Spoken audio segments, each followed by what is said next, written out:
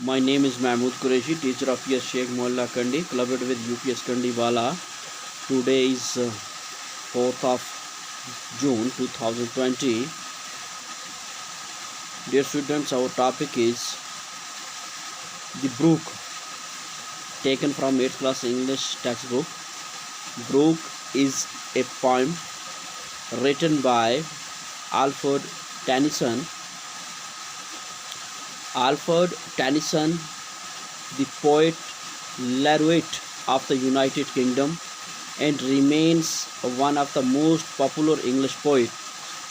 He is the second most frequently quoted writer in the Oxford Dictionary of Quotations. This is a poem that traces the life of a brook or a small stream as it emerges from the mountain top and flows down the hills and across valley to empty in the river. On a deeper level, the poet uses the brook to draw a parallel with the life of a man. Like the brook, man is energetic, lively, and moves swiftly when he is young, but slows down later on in life, just like the brook does before it empties into river.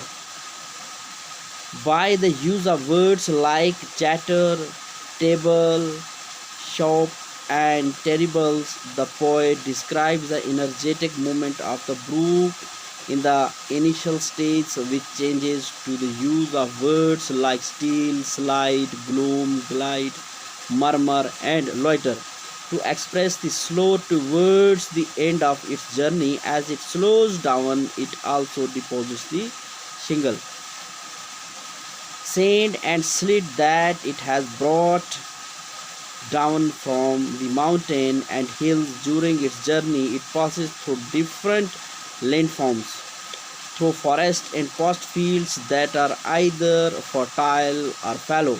It also passes by the grassy lawns and flower-filled gardens with forget-me nots and hazel trees. It does not follow a straight path, but meanders on around rocks and boulders without letting anything stop its path. Similarly, a man also faced many challenges in life and has to go on regardless, finding new paths.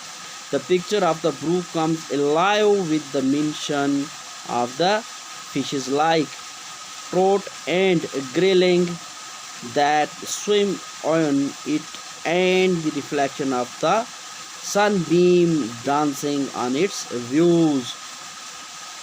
Through this poem, the poet points to the eternal nature of the brook that outlives man. Many men are born and die, but brook never ceases to exist. It continues to follow from its source to the river eternally.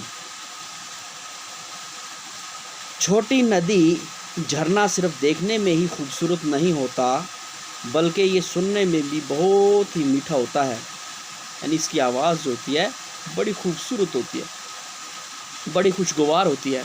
झरने का पानी मुख्तलिफ आवाज़ें पैदा करता है जब ये मुख्तलिफ वादियों और जंगलों से गुज़रता है, इस नज़्म में नदी की मौसीकी और नज़ारा दोनों को बहुत ही खूबसूरत अंदाज में बयान किया गया है। इस नज़्म में नदी को वजूद करार दिया गया है, जिसमें नज़ारे और मौसीकी बहुत ही खूबसूरत अंदाज में भर दिए गए हैं। नदी अपनी ज़िंदगी की कहानी मुख्तलिफ शक्लों में पेश करती है। जब ये पहाड़ों की चोटियों से उबर कर छोटी छोटी पहाड़ियों और वादियों से गुजरती है, ये खुद को दरिया से मिलाने के लिए बेचैन होती है। पहाड़ियों से ये तेज़ी से बहकर फिर धीरे धीरे दरिया की ओर बहने लगती है, यानी दरिया की तरफ चलती है। ख़ास एक इंसान की तरह जो जवानी में उथल पुथल मचा देता है। जवानी के दिन बहुत ही तेज़ी से गुजर जाते हैं और फिर बुढ़ापे में धीरे धीरे दिन गुजरते हैं। जब नदी दरिया के साथ मिलने से पहले धीरे धीरे बहती है, सफ़र के दौरान इसके अंदर जो पहाड़ों और वादियों से ملی ہوئی مٹی اور ریت ہوتی ہے وہ آہستہ آہستہ چلنے والے پانی کے نیچے بیٹھ جاتی ہے۔ جھرنے مختلف قسم کے زمینوں سے گزر کر یہ جنگلوں اور وادیوں، زرخیز اور اس مٹی سے بھی گزرتی ہے جو زرخیز نہیں ہوتی۔ جھرنا سیدھے ہو کے نہیں بہتا، کبھی اونچائی سے گرتا ہے اور کبھی چٹانوں سے ٹکراتا ہے، کبھی سیدھے اور اچھے رفتار میں بہتا ہے۔ خاص اسی طرح جس طرح ایک انسان اپنی زندگی میں کبھی اتار چڑھاؤ دیکھتا ہے، ایک انسان کی زندگی بھی مختلف مرحلوں سے گزرتی ہے، کبھی سکھ کبھی دکھ، کبھی کوئی مرتا ہے اور کبھی کوئی جیتا ہے۔ اس کو اپنی زندگی کے راستے کبھی کبھی بدلنے بھی پڑتے ہیں، لیکن خاص بات یہ ہے کہ انسان کا وجود ایک دن ختم ہو جاتا ہے، جھرنا کبھی ختم نہیں ہوتا، وہ ہمیشہ پہاڑوں اور وادیوں سے گزر کر دریا میں جاتا ہے، یہ سلسلہ ہمیشہ چلتا رہتا ہے۔